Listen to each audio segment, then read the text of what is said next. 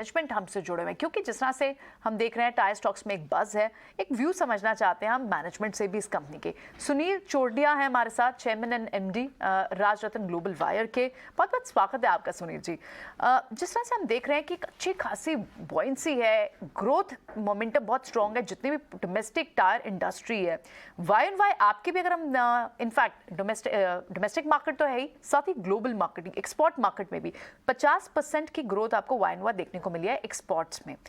क्या बड़े फैक्टर आप देख रहे हैं, क्या बड़ी वजह देख रहे हैं जिसकी वजह से ये कंट्रीब्यूशन एक्सपोर्ट से मिल रहा है आपको? देखिए, टायर बिजनेस के बारे में बहुत ज्यादा बोलना तो मेरे लिए ठीक नहीं है, because we are in bead wire business. But जो मैं समझ रहा हूँ फ्रॉम आवर कस्टमर्स जिनको हम बीड वायर सप्लाई करते हैं, that Indian tyre cost is very competitive. If you have seen recently, all the raw material prices have come down. Okay, and if we compare it with other places in the world, like Europe or America, the energy prices in Europe and America are at a all-time high. Okay, and like if I give you example of power, the power cost in Europe in some countries is as high as 60 cents. Okay, which is 10 times or at least 8 times the power cost in India. So Indian manufacturing of tire is very competitive now. Most of the companies are able to export very efficiently, and whatever हम लोग जो भी बात कर रहे हैं, it seems कि this will grow further. ठीक है, ऑल राइट। इसमें सुनील जी, क्योंकि आपके कैपेसिटी एक्सपेंशन प्लान्स भी हम पढ़ रहे थे इस साल के लिए, इनफैक्ट आपकी थाईलैंड फैसिलिटी हो, चेन्नई फैसिलिटी हो, को बाय ईयर एंड ईयर वहाँ पर किस तरह की कैपेसिटी स्टैंड आउट कर रही है अभी? क्या आप थोड़ा बहुत ब्रेकअप हमें इन दो जोग्राफीज के बारे में दे पाएंगे?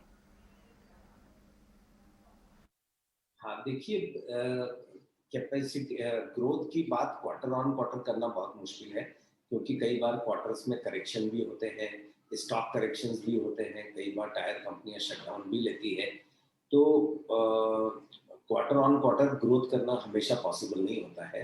बट अगर आप ईयर ऑन ईयर की बात करें तो हमने पिछले इंटरव्यूज में भी और हमारे इन्वेस्टर्स को कॉन्फिडेंस दिया है कि हम 20% CAGR से अगले 4-5 साल तक ग्रो कर सकते हैं, और इसके लिए हम तैयारी कर रहे हैं। अभी हमारी पहला ग्रोथ, आज करंट कैपेसिटी हमारी करीब 1 लाख टन है। 60,000 टन पीतमपुर प्लांट में बीड वायर बनाते हैं, इसके अलावा कुछ 12,000 टन दूसरे वायर भी बनाते हैं, और 40,000 टन की कैपेसिटी थाईलैंड में है। तो टोटल करीब 1 लाख टन बीड वायर की कैपेसिटी है। हमने लास्ट ईयर 90,000 टन बनाया था, इस साल उससे 20% हम वॉल्यूम में ग्रो करेंगे।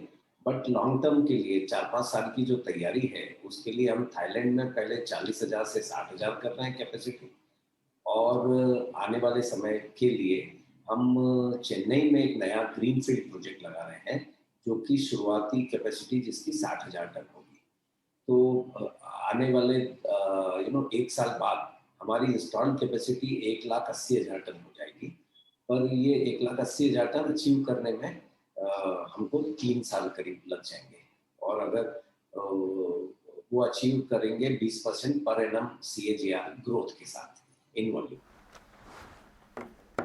ठीक है, बिल्कुल लाभ। तो किस तरह के वॉल्यूम टारगेट्स आपने सेट किए हैं, गिवन कि आपने गाइडेंस तो दी है 20 to 25% की वॉल्यूम CAGR की ओवर नेक्स्ट 3 to 5 ईयर्स, आप इसे कैसे अचीव करने का प्लान कर रहे हैं?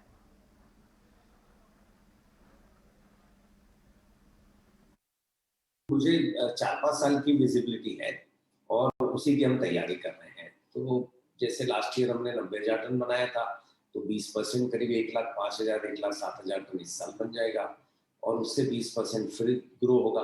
देखिए, हम एक डिफिकल्ट प्रोडक्ट में है, इसमें कैपेसिटी लगाने से कैपेसिटी बिकती नहीं है। कैपेसिटी बेचने के लिए और नए कस्टमर एक्विजिशन में बहुत समय लगता है, और कस्टमर का मार्केट शेयर लेने में भी समय लगता है, और इसके अलावा नई फैसिलिटीज की अप्रूवल, वहाँ पे लोगों की ट्रेनिंग कि वो एक अच्छी क्वालिटी का माल बनाए, ये सब चीज़ें समय लगाती है। तो हम कभी भी राजरत्न कभी भी मल्टीपल ग्रोथ नहीं कर पाएगी। मैं ये आपके द्वारा जानकारी देना चाहता हूँ कि 20% ग्रोथ जो है वो हम हैंडल कर पाएंगे और 20% ग्रोथ पॉसिबल है, वो भी CAGR। All right, very interesting to know. Sunil ji, आपका ये जो टारगेट है, आप 20% CAGR की या एक्सपेक्टेशन बता रहे हैं जो आप अचीव करने की बात कर रहे हैं। नेक्स्ट 3 to 5 ईयर्स का ये प्लान रहेगा। शुक्रिया बहुत बहुत आज समय देने के लिए और ये सारे सवालों के जवाब देने के लिए बहुत बहुत शुक्रिया आपका।